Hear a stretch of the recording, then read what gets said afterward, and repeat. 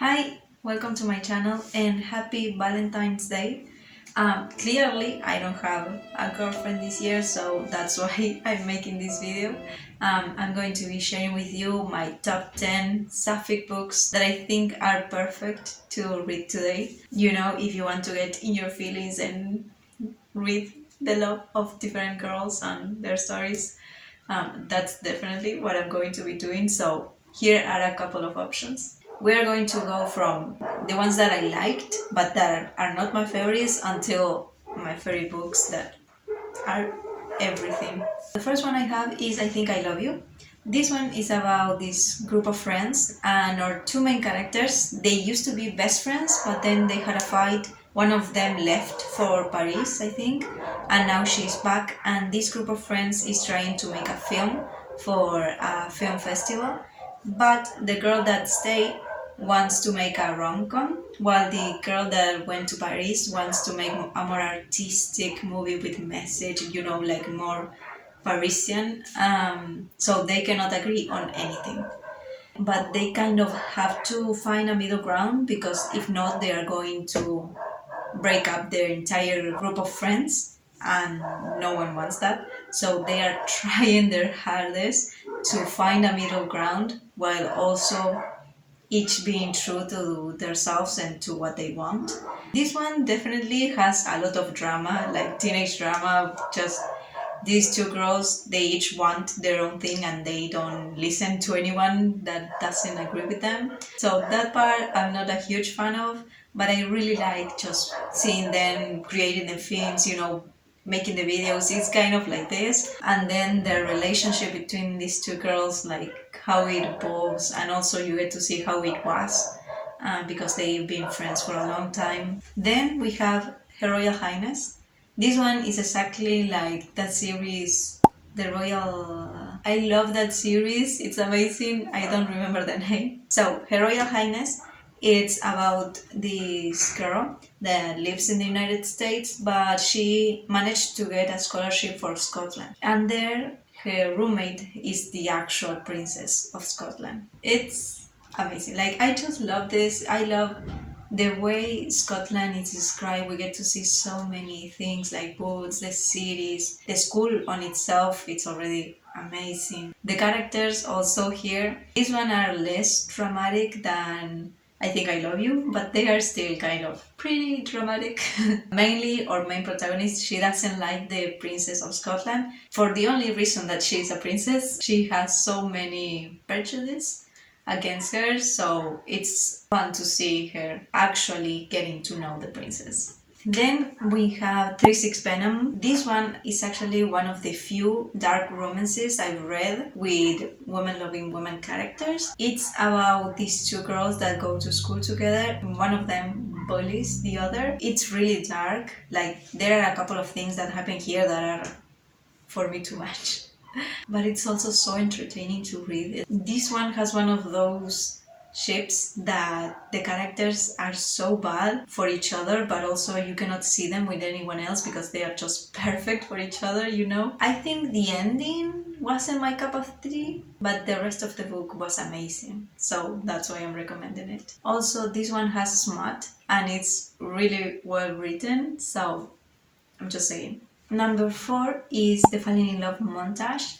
This one is about two teenage girls that meet during summer in a party and they decide to recreate the Falling in Love montage like in the movies, going ice skating, going to the movies, skinny dipping, all of these things that people do in the movies to fall in love. And they actually end up falling in love. Like, this is a contemporary romance as well. In this one, I really like the characters. I love their relationship and just how fun they were. Like, they were just having fun and enjoying their time together. In most books, everyone is like endgame and they are going to be together for the rest of their lives, when in reality things aren't always like that. So it was nice to see a relationship that was just fun, just for the moment, just enjoying each other, but still appreciating every single second they have with each other in the moment. It's also at times a little bit awkward between these two girls. They don't know what they are doing, you know, they are just teenagers.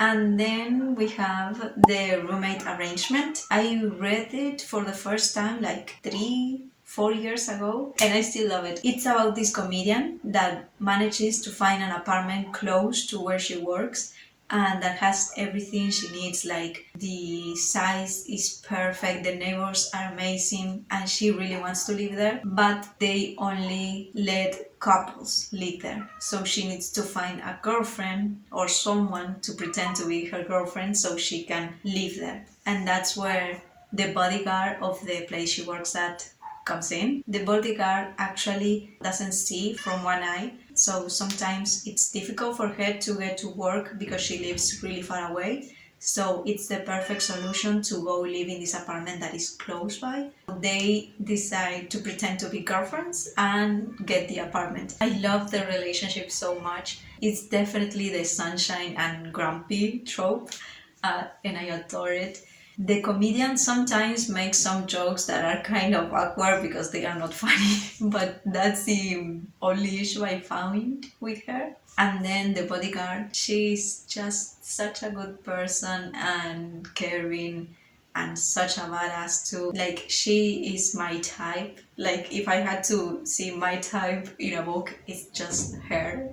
This video is just me thirsting over these characters. Now we have The Dark Wife. This is another dark romance one, and this is a retelling of Persephone and Hades, but in this book, Hades is actually a goddess. Of course, it has small changes because it's a retelling, but the storyline is the same. Persephone trying to escape Olympus, I think because Zeus is trying to marry her and she doesn't want that, so she escapes to the underground and Hades saves her, like lets her live down there. I'm always going to read any retelling from Persephone and Hades. That is just like, you can sell me any book if you tell me just that. It's perfect. Like, it has sapphic, it has Greek mythology, it has ghosts. At times it gets really dark. Sometimes it's really sweet. So it's everything. Number 8 is You Should See Me in a Crown. This one is about our main protagonist. She wants to go to college, but her scholarship gets declined. So the only option for her to go to college, that's her dream, is to participate in prom and be prom queen, because the prom queen and king receive scholarships. So she gets in campaign to be prom queen, but then a new girl comes to school and she is also going to be participating to be the prom queen. And our main protagonist actually starts having feelings for this other girl, so it starts complicating. They need to still be competitive and she needs to win, but she also starts feeling soft for this other girl. This is such a cute teenage romance. I remember a scene. I'm not sure if it was raining, but it had that entire vibe of movies where they are like just confessing their love and then a kiss, and it was so beautiful. This was the best book I read that year. I don't remember if it was 2020, 2021. The entire process of the campaign, her group of friends helping her out, everyone is so supportive, but at the same time some problems start to happen. It's a lot of pressure, and she's still just a teen trying to figure out how she feels, what emotions are getting too big, that she needs to release them. Then we start with my top 3, and first we have Girl Meets Girl. I think it's in English. Or She Gets the Girl. She Gets the Girl. This one is about these 2 girls that meet at college. One of them is Molly. She has a crush on another girl since high school, and Alex will start to help Molly get her crush because Alex's girlfriend, or like ex-girlfriend, recently broke up with her because she is not emotionally available. So now Alex is trying to prove that she can care about another person, that she can help other people just for helping and not looking for anything in exchange. Alex reminds me so much of the bodyguard and the roommate arrangement. They look so badass, so mean, like they are the black cat, but inside they are so sweet, so soft. They just love their counterparts. This also has a ton of scenes with the movies, but this is not on purpose, like the Falling in Love montage. they just do it, and it's still wonderful. They care so much about each other. They are always looking out for each other and what the other feels and how to make the other feel more comfortable. They are each learning to take more space and to be more themselves, and it's amazing. I just love it. And like this one, I actually haven't read physically because this was a gift after I read it on ebook. So I still need to reread it and mark everything and just put my annotations because this is so good. Now my top two. Oh no, I'm so excited. And number two, we have The Lesbiana's Guide to Catholic School. This one I read this month. Like I had filmed this video before, but it didn't include this, and I was like, I need to film this video again and just put it in. It's about this Mexican girl. She recently changed schools because on her previous school she actually confessed her feelings to her best friend that she was in love with her, and she was bullied because of that. So she changes school, and now on this new Catholic school she has to pretend to be straight, and she doesn't want anyone to know that she is a lesbian. She is actually not out. The only person she was out was her best friend that betrayed her. So now she's like, no one is going to know. But then comes in another girl that goes to this Catholic school, but she is super gay, mega gay. So our main protagonist starts falling for this girl, and like she cannot help it. She wants to appear straight and just pretend she doesn't feel anything, but it overwhelms her how much she likes this other girl. It's adorable. The only thing I have to say about this book is the amount of times the word cute is said. I listened to the audiobook. It drove me crazy. Like I will never use that word again because it literally was mentioned every single time the crush came in. But then the rest of the story is so lovely. I think they are 15, so it's super sweet, adorable, and just pure. And it's not only the romance. I just love the family dynamics, and I just felt so connected to the main character because she was trying so hard to hide who she is, but you cannot really do it for such a long time, and like telling no one, it's impossible at times. And it was so heartbreaking when you're not out to your family yet.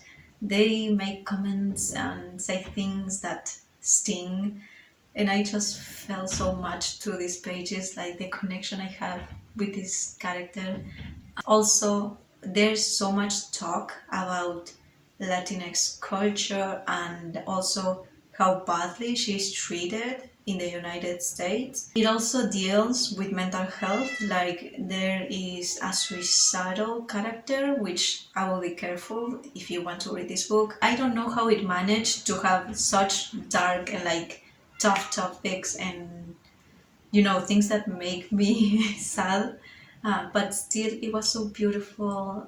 It had so much hope. Every time you read something that was sad, it still had a hopeful undertone that at the end everything will be alright, and even if it's not, like it's important that you have yourself and those that truly love you for who you are. It's just beautiful.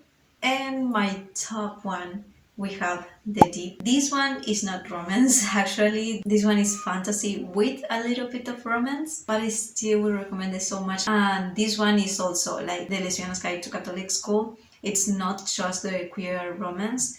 This one deals so much with racism and what happened with slavery. It's about this group of people that are like kind of mermaids, and they don't have any memories. The only person that has memories in that group is called the librarian. She has all the memories everyone has had since the beginning of their group, so she is going crazy at the beginning of the book. Like she cannot deal with so much because it starts with slavery and the women that were threw from the boats. Some of them were pregnant, and those babies became the mermaids. And from then, every single thing that happened is on her brain. So there's a ritual each year, where she takes off the memories and gives them to the people so they can remember things. It talks a lot about knowing who you are and how are you going to be confident on who you are and what you want without knowing your history. It's super short. It's a novella actually, but you get to see so many things. These people have gone through so much, but it also has that hopeful message of we have each other and we love each other and we're here for each other, so nothing else matters. Then the queer relationship was such a surprise, like I wasn't expecting it. This one is so real, like they are kind of sweet to each other because they care about each other, but at the same time they push each other to be better and to think about other people and to think how their decisions affect their world. It's such a mature relationship, and this is an adult book, so it feels so grounded and real and perfect. This is definitely hard to read at times, I'm not going to lie, because all of the things that these people have gone through, of course, it's not going to be a light read, but I think it's so worth it. Okay, so now I'm on my feelings. These books are amazing. If you made it this far, leave the heart with fire emoji just because I like it. And if you like this video, give it a big thumbs up and don't forget to subscribe to my channel. And I will see you in my next video.